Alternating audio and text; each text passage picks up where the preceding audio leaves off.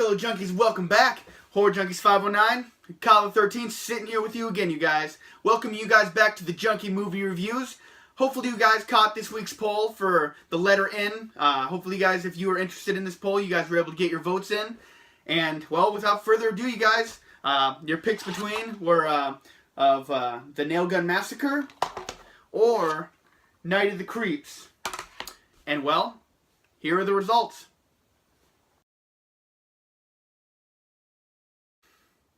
Now, you guys, I'm not going to lie. This one honestly surprised me a little bit. I really thought Night of the Creeps was going to take this one. But, as you already saw, the winner is 1985's Nailgun Massacre.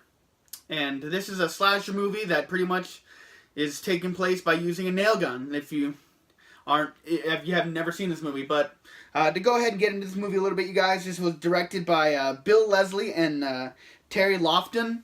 I do not see anything else that these guys did. I think this is their debut and their retirement movie. So there's nothing in here as far as what else they did. There's no stars in this that I recognize from anything else. This is a very one and done kind of cast and crew and director and everything. So to get into the plot of this movie, you guys, basically this movie, no shit, just doesn't mess around. It gets right into it. At the very beginning, you see a poor lady's getting raped by a group of, not contractors, I guess contractors would work, but construction guys. And then right after that, the kills pretty much start. So this is kind of like, in a weird way, a rape revenge film, if you will. So to get into the things I like about this movie, and I have a few things. Like, the very top thing, it says it gets right into it. Like I said, you see the rape, and then you go straight to the first kill. And so, I mean, this movie doesn't mess around with that. It goes right into the movie, starts killing people, and starts getting right into it, you guys. So, I mean, not to downplay this plot at all. I mean, like I said, it is a rape revenge film. So, I mean, this one just gets right into it. So there really isn't much of a plot other than you see why this person's killing, and just we go from there. I mean, it's a killer we don't know about, so, I mean, I'm trying not to leave any spoilers. So basically, it's just a out-of-the-gate slasher movie from the beginning to end, so there's not really much going on in it. Basically, from what I can tell you, as well as the plot, is this person is killing the construction workers that raped the person, and anyone else that comes in town that's a construction worker. So, I mean, that's the best plot I can give for this movie. But like I was saying, the things I like about this movie, it gets right into it. There's no waiting, there's no tracking, it's just right into it. Right after that, the bike helmet.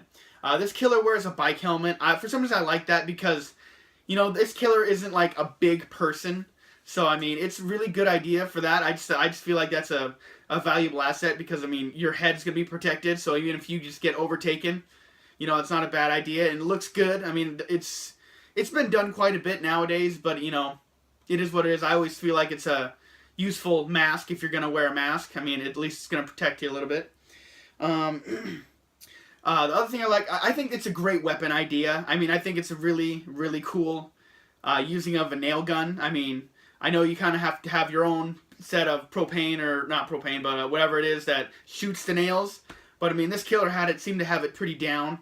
This person had it really compact and easy to use, so that's really good.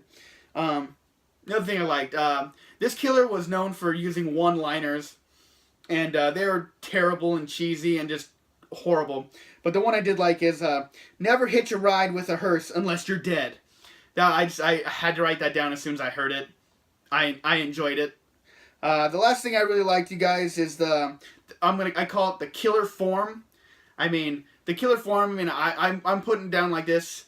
Like, I can't tell you exactly who the killer is, but they lead you to believe it's someone else by the form. I mean, that's why I can describe it. It's a smaller form than who ends up being the killer. So, I mean, they really red herringed you there. Like, I was convinced it was a certain person, and I was dead wrong. And, yeah, I mean, I feel like they did a really good job with that. Just, like, you know, throwing you off the scent a little bit. So, I thought that was kind of cool. Things I didn't like. Throughout this entire movie, just randomly, there's, like, this deadite wailing. Like, you know, when, like, the Deadites in Evil Dead got, like, their hand cut off or something like that, they just wailed out loud. You hear that a lot in this movie, which is really weird. It has no connection with Evil Dead. And it was driving me absolutely crazy. So, that I couldn't stand that.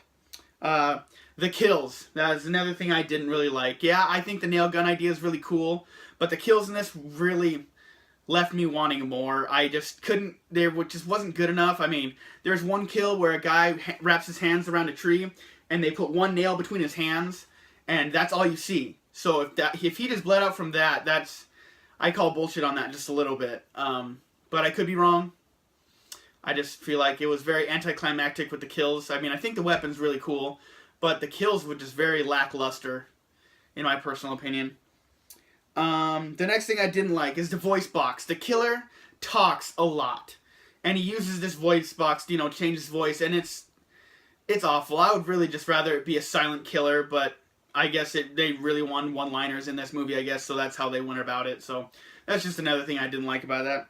Off-screen kills. This is a thing that kind of drives me crazy all the time, is just when the killer's in the middle of killing people, but then, like, later on you see people, like, discovering different bodies. They're not bodies you saw before, and they just put them there. It's a completely different body that was killed the same way the killer does it, so it's just, my discretion is off-screen kills, and it drives me crazy. Even if their kill wasn't good, I'd want to see it. I mean, nevertheless, off-screen kills, yeah, not my thing.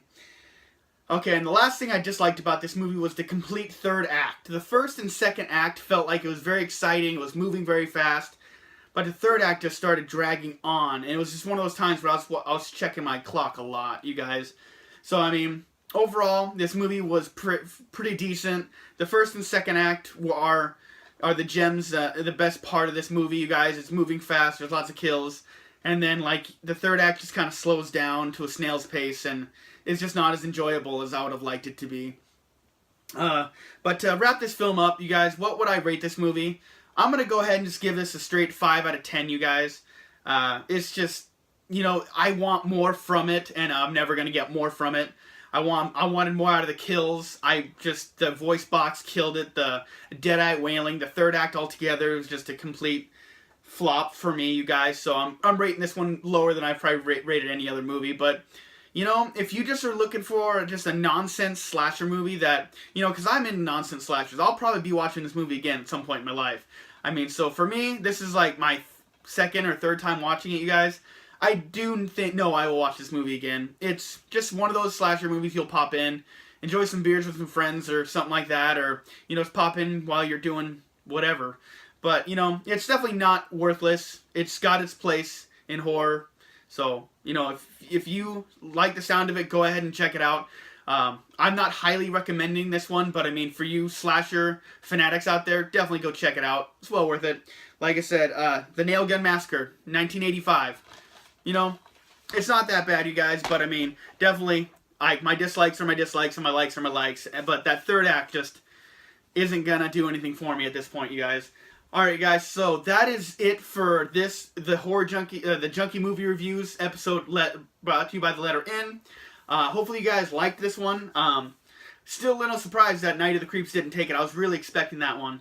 So my next episode is going to be brought to you by the letter O. So hopefully you guys will join me back for that horror poll as soon as I get that figured out which movies I'm going to do. And I'll have that up for you guys so the votings can go on. But that's going to do it for me here, you guys. Horror Junkies 519, Kyle the 13th, signing out. Just until next time, you guys. And I'm hoping you guys will like, comment, subscribe. Leave me a comment down, you guys. I always like to talk to you guys. Let me know what you think about the Nailgun Massacre, or if you've ever seen it, or if you plan to go watch it. So I've got a few new subscribers lately, so I'm definitely saying, hey, what's up to you guys? And you guys know, my oldest subscribers, I'm always saying, love you guys. You guys have a good day, and that's out for me, you guys. And you guys already know, I've been sentenced to life. I'm a horror lifer. You guys have a good one.